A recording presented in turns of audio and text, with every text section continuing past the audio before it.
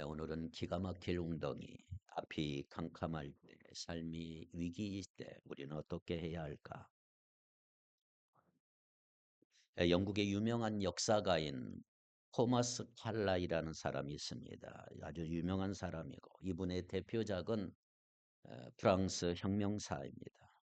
프랑스 혁명사, 그는 2년 동안 온갖 힘을 다해서 수천 페이지에 달하는 그 프랑스 혁명사를 모두 다 집필한 후에 이웃에 사는 그의 사랑하는 친구 스튜어트 밀을 만나서 원고를 보여주며 내가 2년 동안 심혈을 기울여 쓴 원고인데 자네가 한번 읽어줬으면 좋겠네 라고 그 원고를 넘겨주었습니다.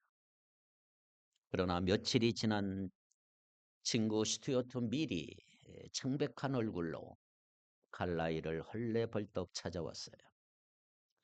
그리고 이렇게 말합니다. 여보게 큰일 났네.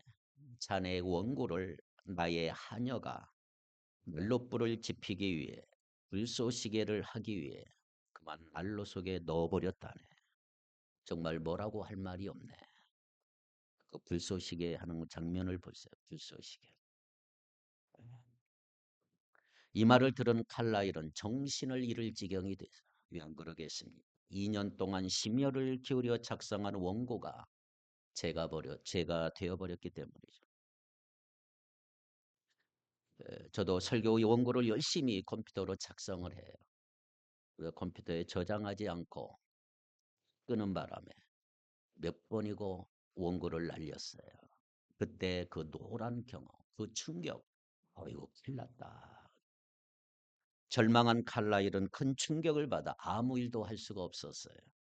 그러던 어느 날 낙심한 이 칼라일은 아침 산책길에서 누구를 봤느냐 하면 벽돌공이 봤어요. 벽돌공이 벽돌을 하나하나씩 쌓아 올리는 것을 보다가 새로운 용기를 얻게 됐어요. 그래, 벽돌공은 한 번에 한 장씩 벽돌을 쌓아가. 나도 그렇게 하면 될 게 아닌가. 불란서 혁명사의 내용을 다시 한번 한 줄 한 줄 다시 기억하면서 벽돌을 쌓듯이 다시 한번 써야 되겠다 결심하게 됩니다. 그리고 그 일은 정말로 힘든 일이었지만 마침내 그는 전보다 더 훌륭한 원고를 작성을 해 써 내려갈 수가 있었던 것입니다. 그리고 마침내 3년이 지난 프랑스 혁명사, 여러분들이 시간이 되면 한번 읽어볼 걸 권면합니다. 뭐 책이 두껍지만 프랑스 혁명을 통해서 훗날 프루의 명작으로 평가를 받게 된 책이죠. 그렇습니다. 우리는 인생을 살면서 예측할 수 없는 수많은 위기들을 직면하고 있습니다. 이것들은 우리를 절망하게 하고 좌절하게 만들기도 하지만 어떤 것들은 내 평생을 큰 슬픔과 고통 속에 살게 만들 것 같은 이런 어려움도 우리 주위에 존재합니다. 주저앉는 순간 더 이상의 희망이나 가능성은 사라지고 마는, 그러나 여러분 정말 중요한 것은 뭐냐 하면 절망과 좌절 속에 주저앉아 있지 않아야 한다는 거지요. 다시 기운을 내 일어설 때 오늘 우리 앞에는 새로운 가능성이 더욱 주어지는 것을 볼 수가 있는 것입니다. 그렇다면 우리가 이 계획한 대로 일이 잘 풀리지 않고 수령과 같은 난관에 빠질 때 오늘 우리는 어떻게 해야 될까? 오늘 본문인 시편 40편은 크게 두 부분으로 나누어져 있습니다. 이걸 잘 아셔야 합니다. 1절에서 10절까지는 다윗이 과거 일에 대해서 고백하고 있는 것. 11절에서 17절은 현재 일에, 현재 당하고 있는 고난에 대해서 설명하고 있습니다. 이 시편의 전반부와 후반부의 관계를 내가 바로 이해하는 것이 이해하는데 이 시편을 대단히 이해하는 데 도움이 된다고 할 수가 있죠. 특별히 오늘을 견뎌야 하는 그리스도인으로서 기가 막힐 웅덩이와 수렁 속에 빠질 때 내가 어떻게 살아갈지를 이해하는 핵심이 될 수가 있는 것입니다. 자, 첫째로 그럼 1절부터 10절을 한번 살펴보겠어요. 과거의 경험과 찬양을 다윗이 올렸던 것을 고백하고 있는 거예요. 과거에 어떤 일이 있었느냐. 자, 다윗이 지금 어떤 상황에 처하고 있어요? 어떤 어려움에 처하고 있을까요? 자, 여기에 대한 힌트가 있습니다. 1절, 2절이죠. 1절에 뭐라고 돼 있어요? 내가 여호와를 기다리고 기다렸더니 2절을 보면 기가 막힐 웅덩이와 수렁에서 끌어올리시고 그렇게 돼 있어요. 자, 어떤 상황에 다윗이? 다윗은 지금 기가 막힐 웅덩이와 수렁과 같은 일을 당해서 기다릴 수밖에 없었던 그 상황이지요. 다윗이 언급하는 상황, 내가 벗어나고 싶지만 내가 어떻게 할 수 없는 상황이라고 요약할 수가 있습니다. 그것은 마치 기가 막힐 웅덩이와 같았다. 어처구니 없는 상황이라기보다는 어떤 절망적인 상황이라고 말할 수가 있어요. 기가 막힐 웅덩이. 원어에 보면 멸망의 웅덩이, 파멸의 웅덩이, 절망의 웅덩이 이렇게 되어 있습니다. 수렁도 마찬가지예요. 밖에서 누군가 나를 꺼내주지 않으면 내 스스로 이 상황을 결코 벗어날 수 없는 그런 절망적인 상황, 그 수렁이라 말하죠.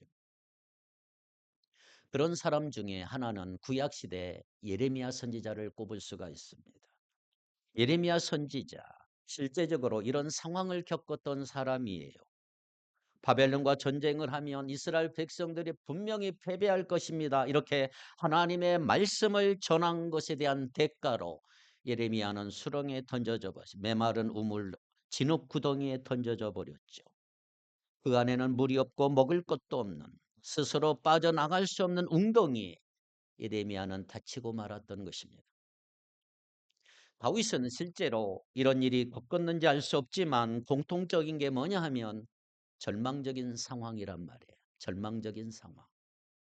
내가 무언가 할 수도 없고 시간이 지나도 저절로 해결되지도 않을 것 같은 그런 상황, 그런 아픔의 절망적인 상황을 지금 겪고 있는 것입니다.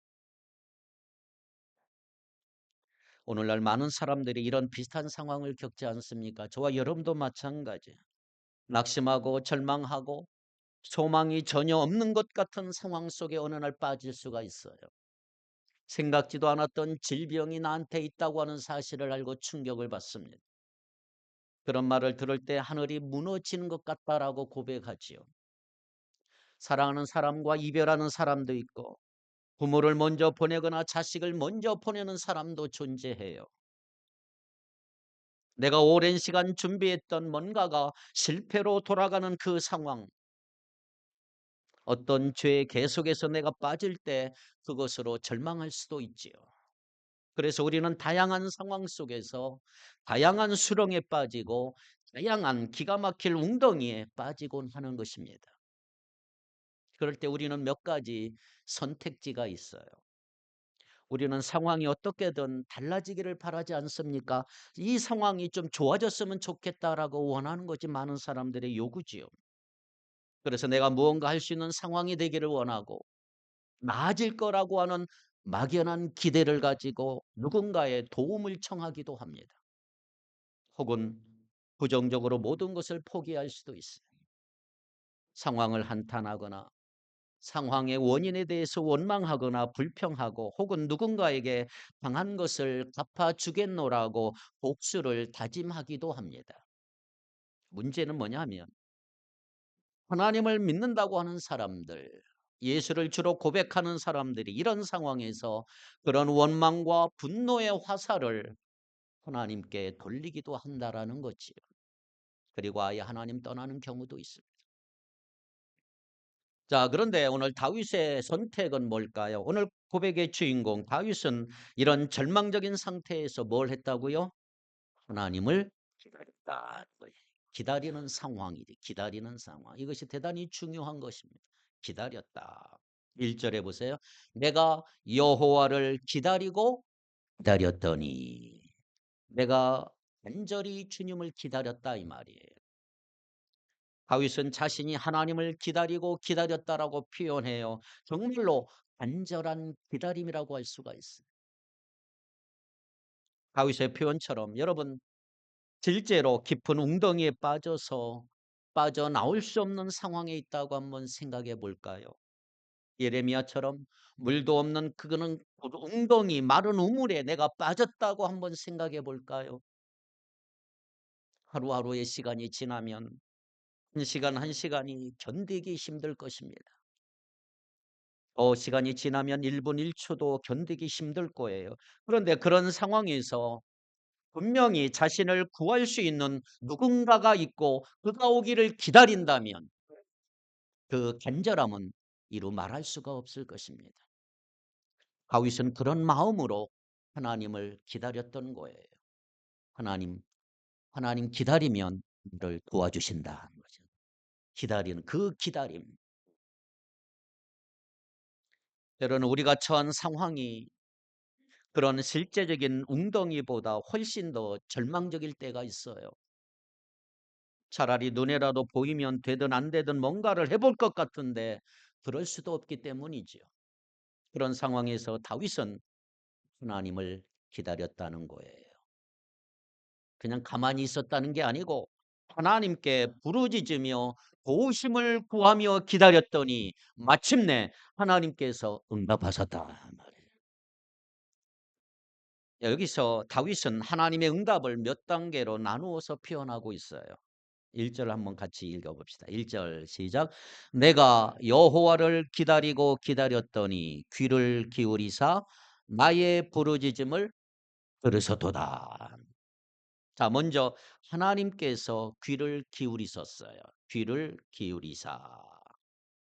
스쳐가는 소리를 그냥 듣는 것이 아니고 관심을 가지고 다윗의 기도를 듣기 위해 하나님은 귀를 기울이사 그쪽으로 몸을 기울이는 모습이라 이 말이에요.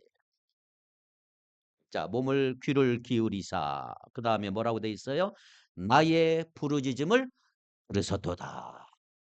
귀를 하나님이 기울이시고 하나님께서 들으셨어요. 하나님이 들으셨어요. 다윗이 지금 어떤 어려움 가운데 있는지, 그가 어떤 마음의 상태에 있는지, 어떤 도움이 필요한지 하나님께서 다윗의 소리를 들으셨단 말이에요. 들어주는 것만으로 위로가 될 때가 있지만 지금 상황은 그런 상황이 아니에요. 하나님께서 들으셨고 행동하셨다. 어떻게 하나님 행동하셨지요? 2절 보세요. 나를 기가 막힐 웅덩이와 수렁에서 끌어올리시고 그랬어요. 하나님 다윗의 부르짖음을 들으시고 하나님은 그를 건져 주셨다. 끌어올리시고 그 상황에서 벗어나게 하셨다. 그렇습니다, 여러분. 우리가 어려움이 있을 때 우리가 바라는 것은 뭐냐 하면 항상 이런 거예요. 상황을 변화시켜 주기를 원하는 거예요. 하나님이 이 상황을 좀 바꿔주기를 원하는 거예요. 이 상황. 그런데 여러분 기억하십시오. 많은 경우에 하나님께서는요 그렇게 역사하지 않아요. 많은 경우 하나님은 상황을 변화시켜 주지 아니하시고요. 우리를 변화시켜 주시는 하나님이에요. 여러분 우리 자신을 변화시켜 주세요. 내가 어쩔 수 없는 것 같은 이 상황을 이길 수 있도록 나를 변화시켜 주시는 분이 하나님이시다. 나를 강하게 하시고 나에게 힘을 주시는 하나님, 이렇게 일하실 때가 훨씬 더 많은 거예요. 그런데 이런 하나님의 응답은 우리가 즉시 경험하지 못할 수가 많아요. 어느 날 시간이 지나고 내가 뒤돌아보니까 하나님께서 그때 나를 도와주셨지. 그 어려움을 이겨내게 하셨구나. 깨닫게 할 때가 많다는 거지요. 하지만 때때로 하나님은 이렇게 상황 자체를 극적으로 바꾸시기도 하시는 거예요. 다윗은 지금 기억하고 있는 상황이 그런 거예요. 정말 아무것도 할 수 없는 그런 상황에서 다윗은 하나님께 부르짖었고 하나님은 다윗을 건져주셨단 말이죠. 이스라엘 백성들이 그런 경우 많아요. 상황을 변화시키는 기적의 역사들. 과거 이스라엘 백성이 출애굽했죠. 애굽에서 나와서 약속의 가나안 땅을 향해 갈 때 이집트의 바로 왕이 마음이 바뀌어서 이스라엘 백성들을 추격하지 않습니까? 앞에는 홍해가 있고 뒤에는 애굽의 군대가 따라오고 있어요. 이젠 죽은 거예요. 그때 하나님 이렇게 말씀하세요. 두려워하지 말라. 가만히 있어라. 여호와께서 너희에게 행하시는 구원을 보라. 그때는 상황을 다 바꾸셨어요. 상황을. 그들 앞에 막았던 홍해를 가르시고 애굽 군대를 물속으로 수장시켜 버리시고 이스라엘 백성을 구원시켜 주셨어요. 다니엘서를 읽어보면 다니엘의 세 친구가 뜨거운 풀무불에 용광로에 던져지게 됐어요. 하나님께서 자신들을 보호해 주실 것이라고 했고 그렇게 하지 아니하실지라도 뜻을 바꾸지 않겠다. 이렇게 다니엘의 세 친구들 결심하지 않습니까? 그때 하나님께서는 그 상황 속에 개입하셔서 머리카락 하나 다치지 않게 하셨다 말이에요. 다니엘이 사자굴에 던져졌을 때 사자 입을 막으셨고 에스더를 통해 유대인들을 모두 다 구원시켜 주신 하나님. 그때 상황에 들어오셔서 문제를 해결하신 하나님의 모습. 이게 구약의 하나님이시죠. 신약으로 오면 베드로와 사도 바울이 복음 전하다가 감옥에 갇혔어요. 그들을 구원하셨던 하나님. 그렇습니다. 그러한 일을 때로는 하나님께서 우리 상황 속에 개입하시고 문제를 해결하시는 하나님의 상황을 역전시키시고 역사하시는 하나님의 손길이 있단 말이에요. 그런 경험은 굉장히 강렬하게 우리가 기억하고 있는 거예요. 자, 오늘 다윗도 마찬가지. 지금 그런 경험을 말하고 있는 것입니다. 2절을 보세요. 2절. 나를 기가 막힐 웅덩이와 수렁에서 끌어올리시고 그 다음에 뭐라고 그랬어요? 내 발을 반석 위에 두사 내 걸음을 견고하게 하셨도다. 다윗의 경험은 번짐반 데서 그치지 않고요. 하나님은 그를 반석 위에 두셨다. 그래서 발을 제대로 디딜 수 없는 수렁에서 건져내 주셨어요. 무엇보다 이제 견고한 반석 위에 그 발을 두셨다. 그렇게 고백하고 있는 거예요. 견고한 반석은 가장 안전한 곳, 가장 편안한 곳을 말하고 있는 것입니다. 3절에 새 노래 곧 우리 하나님께 올릴 찬송을 내 입에 두셨으니 또 찬양할 수 있게 만들었어요. 견고한 반석 위에 두시고 찬양할 수 있고 여러분 새로운 경험은요. 새로운 노래를 만들어낼 수가 있는 거예요. 새 노래는 꼭 한 번만 불러보지 않은 한 번도 불러보지 않는 노래를 말하진 않아요. 아주 오래된 노래도 새로운 노래가 될 수가 있는 거예요. 자 보십시오. 수렁에서 건진받은 다윗이 하나님의 구원하심에 대한 기쁨의 찬양을 지금 한다고 생각해 보세요. 별 감동 없이 찬양할 수 있을까요? 입만 그냥 달달달 버리고 그런 찬양할까? 여러분 다윗이 찬양 그저 바지가 벗겨진 모를 정도로 막 신나게 찬양했다 그러잖아요. 자신의 방금 경험한 하나님 때문에 모든 가사가 새롭게 느껴지는 거예요. 새롭게. 그냥 부른 찬송하고 어느 날 내가 기적을 체험하고 은혜 부른 찬송, 그 은혜 받고 부른 찬송 결코 들 수가 없는 거예요. 가사 하나하나가 다 다른 거예요. 은혜 받고 부른 찬송은 다른 것입니다. 새로운 노래, 그게 새로운 노래. 우리도 그런 거에 삶 속에서 하나님을 깊이 경험하면 오늘 우리가 드리는 찬양이 새로운 찬양이 될 줄 믿습니다. 새 노래가 되는 거예요. 새 노래. 3절 보세요. 많은 사람이 보고 두려워하여 여호와를 의지하리로다. 주님께서 나의 입에 새 노래를 우리 하나님께 드릴 찬송을 담아 주셨기에 수많은 사람들이 나를 보고 두려운 마음으로 주님을 의지했을 것이다 말이죠. 하나님의 구원은 한 사람의 삶만 바꾸지 않아요. 다윗에게 일어난 일을 보고한 사람들을 보세요. 아, 다윗이 저렇게 변했구나. 그들도 하나님이 어떤 분인지를 알고 다윗이 만난 하나님, 나도 만나기를 원한다. 하나님을 의지하게 되었다 이 말이에요. 하나님을 다윗을 도와주셨던 그 하나님, 그 하나님을 많은 사람들이 의지하게 됐어요. 이것이 다윗이 과거에 경험한 일이라고 할 수가 있어요. 수많은 사람들이 다윗을 보고 두려운 마음으로 주님을 믿고 주님을 의지할 수 있었던 것들. 여러분도 이런 비슷한 경험을 하셨을 것입니다. 혹은 앞으로 이런 경험을 할 수 있게 되기를 바랍니다. 얼마나 즐겁고 기쁘고 신나는 경험일까요?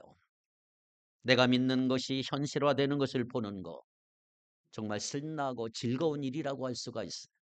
비록 거기까지 가기는 너무너무 힘들었어.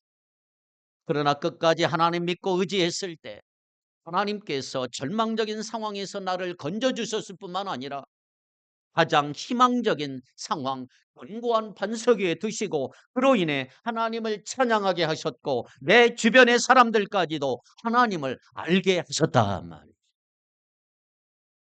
이것은 그리스도인으로서 경험할 수 있는 가장 멋진 일 중에 하나라고 할 수가 있어요. 이보다 즐겁고 신나는 일이 어디 있을까, 여러분? 내가 어려움 속에서 하나님께 어느 날 부르짖었더니 하나님께서 구해 주시고 은혜 주시고 새 노래를 부를 수 있도록 인도하셨음을 많은 사람들이 보고 하나님을 믿고 알게 되었단 말이죠. 그것처럼 신난 일이 어디 있을까? 자, 다윗은 그런 일을 경험했을 때 어떻게 반응을 했을까요? 4절을 보겠습니다. 4절 시작. 여호와를 의지하고 교만한 자와 거짓에 치우치는 자를 돌아보지 아니하는 자는 복이 있도다. 다윗의 첫 번째 반응은 뭐냐 하면 교훈입니다. 교훈. 다윗은 어떤 사람이 정말 복이 있는 자에 대한 교훈을 얻었다는 거예요. 하나님을 의지하는 자가 결국 복이 있는 자다. 때로는 우리가 아픔의 순간에 고난의 그 순간에 교만한 자, 거짓에 치우치는 자의 성공과 편안함을 어느 날 바라보고 그들의 도움도 바라고 싶은 마음이 들 것입니다. 정말 이 순간만은 그렇게 해서라도 넘어가고 싶은 마음이 내 안에 있는 거예요. 그들은 하나님이 없다고 말하는 사람이지만 그들이 너무너무 잘 되니 그들을 바라보게 되고 도움을 얻을까 싶은 거예요. 하지만 다윗이 깨달은 게 뭐예요? 끝까지 하나님을 의지하는 자가 복이라는 거예요. 기억하십시오. 하나님께서 우리에게 약속하신 게 뭐냐 하면 편안한 삶, 편안한 비행이 아니고요. 안전한 착륙입니다. 안전한 착륙. 여러분 비행기나 배를 타는 사람들은 약간의 긴장과 불안한 마음을 가지고 타게 돼요. 저도 비행기를 탈 때마다 기도해요. 꼭 하나님 이 비행기가 중간에 떨어지지 않고 하게 해주십시오. 어떻게 될지 모르니까. 그런데 우리 인간이 만든 가장 안전한 안전한 교통수단은 비행기라 그래요. 자동차는 얼마나 많이 사고 납니까? 근데 비행기는 별로 사고가 안 나는 편이에요. 발을 땅에 대지 않고 떠 있는 것 자체가 두려움의 대상이지. 배가 크게 흔들리거나 비행기가 갑자기 떨어지가 하면 그 불안함은 더 커질 수밖에 없는. 저는 배는 절대로 타지 않으려고 하는 사람이에요. 배는 너무너무 힘들었어요. 과거에. 목사님들과 교육부 실연회 때 목표에 한번 갔는데 목포에 갔는데 배가 얼마나 흔들리는지 거의 죽을 뻔했어요. 온갖 뭐 그래서 다시는 내가 배는 안 탄다. 파선이나 추락이 머릿속에 그려지는 거예요. 자, 그런데 여러분 100% 안전하게 목적지에 도달할 것을 안다면 내가 타는 비행기, 내가 탄 배가 안전하게 100% 도착할까 안다면 그런 일이 있을 때 잠시 불안한 마음이 들고 멀미는 할 수 있게 되지만 궁극적으로 절망하거나 하지는 않을 것이다. 자, 오늘 우리 그리스도인들의 삶이 바로 이거예요. 환경 자체가 언제나 편안하고 우리가 보기에 좋아 보이진 않아요. 물론 언제나 요동치는 것도 아니고요. 환경은 수시로 달라질 수가 있는 거예요. 하지만 하나님의 약속은 분명합니다. 하나님은 우리를 안전하게 지키실 것이고 목적지까지 도착하도록 인도하시는 하나님이시다. 과정 중에는 그것이 잘 보이지 않아요. 잠시 어지러울 수 있고요. 그러나 하나님은 안전하게 도착하신다고 우리에게 약속하신 분이에요. 약속하신 분. 그러니 다른 것 바라거나 의지할 필요가 없단 말이에요. 오직 하나님을 의지하는 자가 복이 있느니라. 4절이 그 말이에요. 뒤를 돌아보지 않는 자, 여호와를 의지하는 자가 복이 있다 한 거죠. 5절을 볼까요? 5절 시작. 여호와 나의 하나님이여, 주께서 행하신 기적이 많고 우리를 행하신 주의 생각도 많아 누구도 주와 견질 수가 없나이다. 내가 널리 알려고 말하고자 하나 너무 많아 그 수를 셀 수도 없나이다. 두 번째 반응은요, 만족. 다윗은 하나님께서 하시는 일, 그분의 선하신 계획을 생각할 때 누구도 하나님과 같지 않음을 더 알게 됐어요. 그러한 경험은 다윗에게 얼마나 큰 기쁨이 됐을까요? 너무나 좋아서 널리 알리고 싶은데 너무 많아서 말할 수도 없는 그 상황이라 이 말이, 이게 5절이에요. 아이를 둔 부모들 가끔 이런 일들을 경험을 하지 않습니까? 아이들이 너무 들뜨고 흥분해서 달려와 가지고 뭐라고 말은 하는데 도무지 도통 무슨 말인지를 몰라. 그 아이는 정말 재밌는 일을 경험해서 1등을 해서 뭔가 알리고 싶은데 제대로 표현하지를 못하는 거지. 지금 다윗이 그 마음이 하나님으로 온전히 만족한 자의 모습이다 이 말이에요. 하나님 주께서는 놀라운 일을 많이 하시며 우리를 위한 계획을 너무너무 많이 세우셨습니다. 아무도 주님 앞에 이것들을 열거할 수가 없나이다. 내가 널리 알리고 전파하려고 해도 이루 헤아릴 수가 없나이다. 이게 5절이라. 그래서 세 번째 반응은 순종입니다. 하나님으로 만족하는 자는 순종하기를 원하십니다.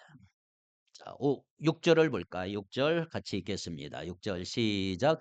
주께서 내 귀를 통하여 내게 들려주시기를 제사와 예물을 기뻐하지 아니하시며 번제와 속죄제를 요구하지 아니하신다 하신지라. 아멘. 여러분, 하나님을 예배하는 것은 제사와 예물을 드리는 것이다. 사람들은 그렇게 생각해요. 맞는 말이에요. 그런데 다윗은요, 하나님께서 정말 무엇을 원하시는지를 알고 계신, 단순한 의식적, 형식적 예배를 하나님은 원하지 않는다는 거예요. 하나님이 기뻐하시는 게 뭐냐?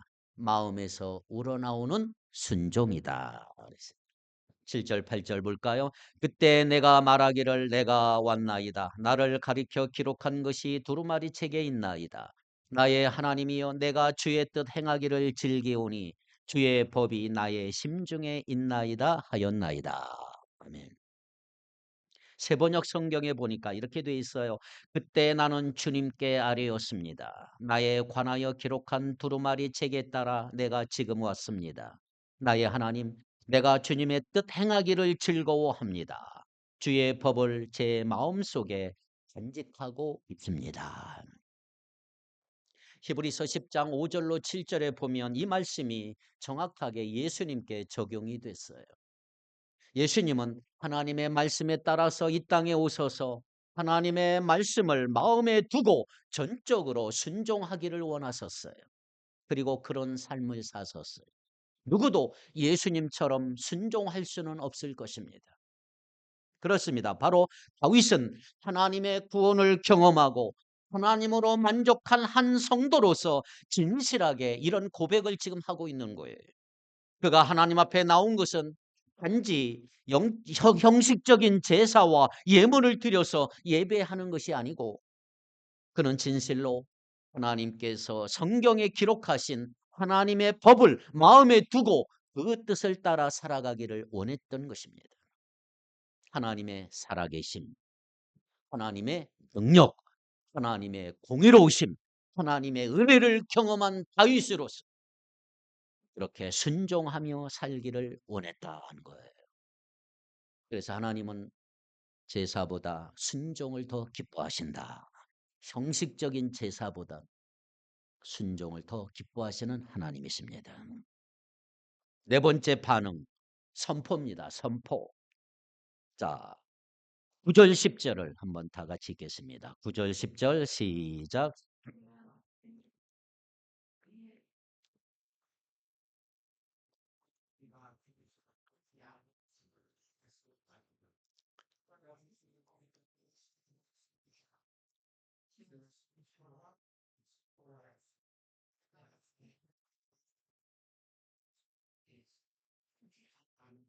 아멘.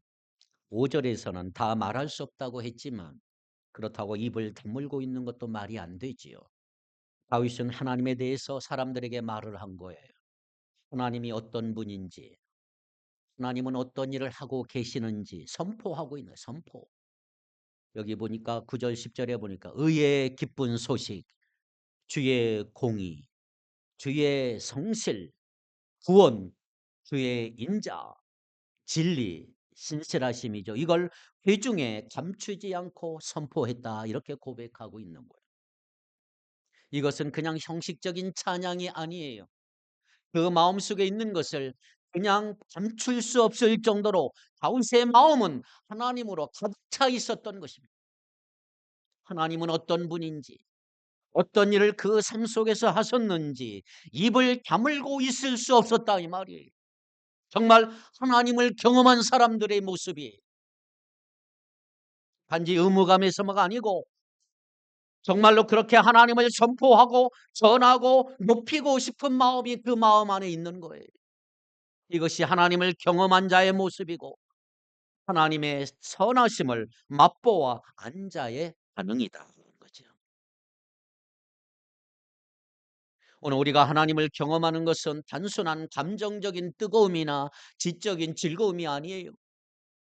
삶 속에서 역사하시는 하나님으로 인해서 하나님을 의지하고 하나님으로 만족하고 하나님께 순종하고 하나님을 선포하는 그런 삶의 변화를 가져오는 것이 하나님을 경험한 자의 모습인 줄 믿습니다. 그렇다면 사랑하는 여러분, 그런 삶을 살고 싶지 않나요? 그리스도인이라면 이런 날이 언제나 계속되기를 원할 거예요.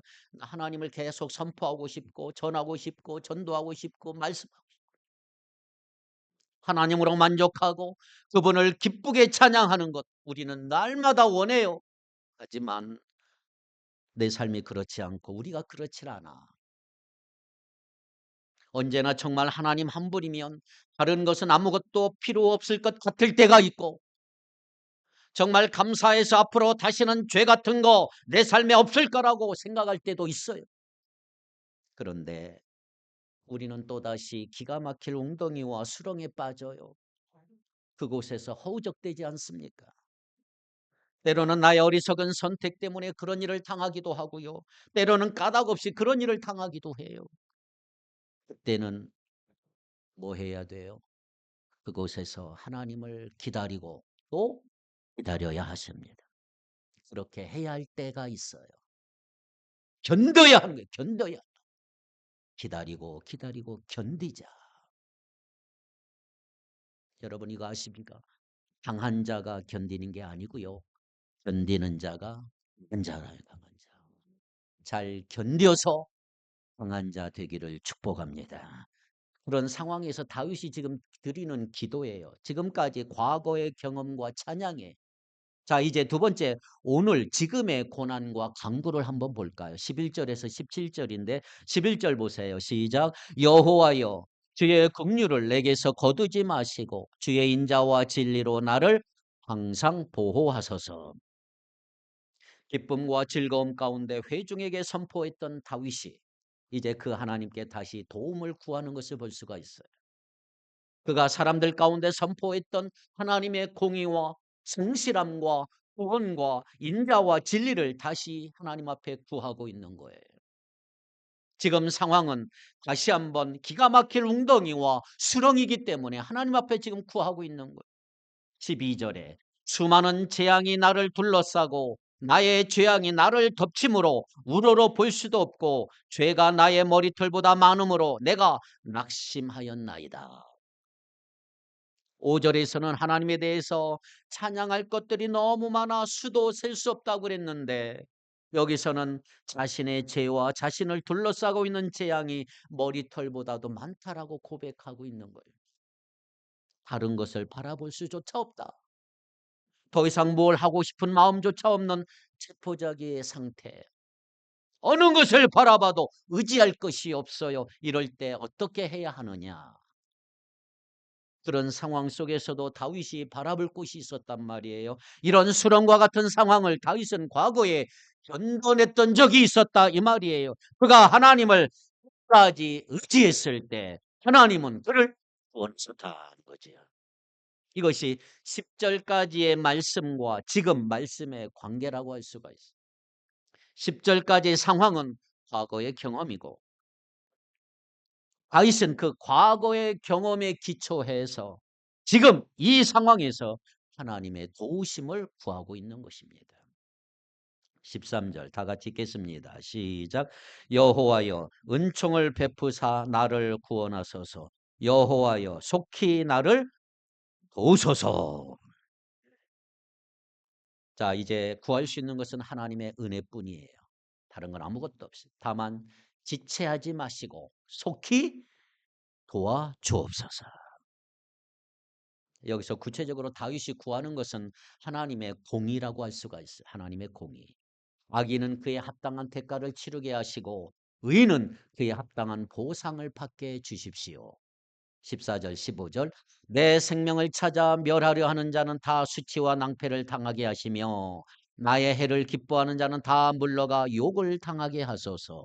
나를 향하여 하하하하며 조소하는 자들이 자기 수치로 말미암아 놀라게 하소서. 이들에게 하나님의 공의로운 심판이 임해서 그들이 수치를 당하고 그들의 모든 계획이 다 숲으로 돌아가기를 지금 하나님 앞에 기도하고 있는 거예요. 16절 주를 찾는 자는 다 주 안에서 즐거워하고 기뻐하게 하시고 주의 구원을 사랑하는 자는 항상 말하기를 여호와는 위대하시다 하게 하소서. 16절은 4절에서 10절의 요약과도 같은 거예요.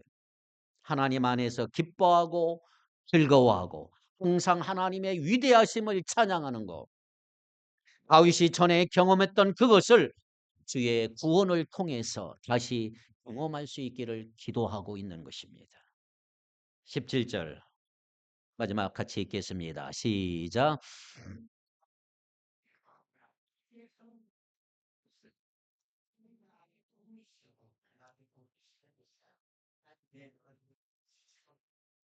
아멘.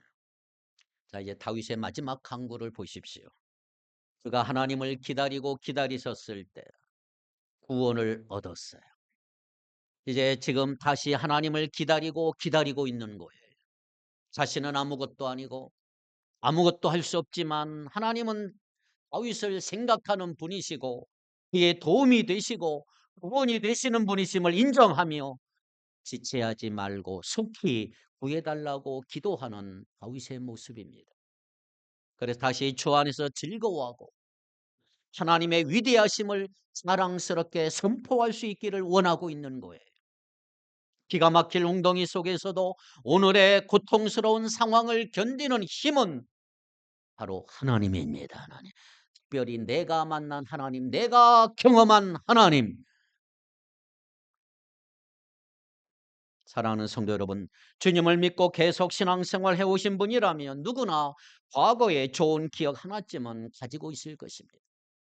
특별히 구원받았을 때 경험했던 하나님의 은혜 기억하는 사람 많아요. 또 다윗처럼 어려운 상황 속에서 하나님을 경험하면서 말할 수 없는 감사와 기쁨을 누렸던 경험도 있을 것입니다. 그런데 하나님은 우리에게 그런 경험을 주시고요. 그 경험을 기억하라는 거예요. 기억하라.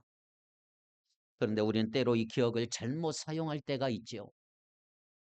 그때 참 좋았는데 라고만 생각하는 거예요. 과거에 좋았던 기억을 가지고 있으면서 그리워만 하고 있는 거예요. 우리는 과거의 좋은 기억할 수 있어요. 하지만 거기에 머물러 있어서는 오늘을 살 수가 없습니다. 그것을 통해 오늘을 살 수 있는 힘을 여러분들은 얻을 수 있기를 바랍니다. 우리는 어쨌든 오늘을 살기 때문에 그런 거예요. 우리는 미래라고 하는 희망을 바라보고 오늘을 살아가고 있어요. 그렇게 할 수 있는 것은 과거의 경험이 있기 때문에 기가 막힐 웅덩이 속에서도 건져냄을 받았던 그때의 경험들, 하나님을 믿는 자들에게는 무엇보다 선명하고 놀라운 과거의 경험들이 있는 거예요. 하나님께서 내 영혼을 위해 어떤 일을 하셨는지 바르게 기억하고 있다면 내 앞이 아무리 캄캄할지라도 수렁 속에 빠져 있을지라도 오늘 우리는 오늘을 바르게 살아갈 수가 있는 것입니다. 그저 견디는 걸 넘어서서 이제는 환경을 뛰어넘는 진정한 만족과 기쁨을 평안한 가운데 살아갈 수 있기를 축복합니다. 마지막 시편 34편 8절 한번 읽고 마칩시다. 시편 34편 8절 시작. 너희는 여호와의 선하심을 맛보아 알지어다. 그에게 피하는 자는 복이 있도다. 아멘. 어떤 상황 속에서도 하나님을 의지하는 자가 복이 있는 자입니다. 여러분 기가 막힌 웅덩이에 빠지셨나요? 기도하시기 바랍니다. 하나님이 도우실 것입니다. 그 은혜를 찬양하고 간증하며 다시는 죄에 빠지지 않도록 말씀의 지도를 받으시기 바랍니다. 그래서 주께서 우리 삶에 건강을 주실 것입니다. 오늘 하루 주의 은혜로 승리하는 여러분 되기를 주님의 이름으로 축복합니다. 기도합니다. 전능하신 하나님, 세상에서 아무것도 자랑할 것이 없는 저희들을 사랑해 주시고 기가 막힐 웅덩이에서 건져주시고 하나님을 찬송하게 하시니 감사합니다. 우리의 눈을 열어서 하나님 바라보게 하시고 그것이 부끄럽지 않게 하시고 내가 얼마나 복을 받은 자인지 내가 얼마나 행복한 자인지 깨닫기를 원합니다. 모든 근심 염려 다 내려놓게 하시고 하나님의 축복의 자녀로 하나님께 영광 돌릴 수 있도록 1분 1초를 아까워하며 하나님께 영광 돌리는 우리 모두가 되게 하옵소서. 오늘 하루도 마음과 정성을 다하여 나를 심어주신 곳에서 예수 그리스도만을 소망으로 삼게 하시고 기가 막힐 웅덩이에서도 수렁에서도 하나님께서 내미시는 손을 경험하는 복된 날 되게 하옵소서. 그리하여 모든 사람들을 소망의 주님께 연결해 주는 복의 통로, 소망의 연결고리가 될 수 있도록 사로잡아 주옵소서. 예수님의 이름으로 기도하옵나이다. 아멘.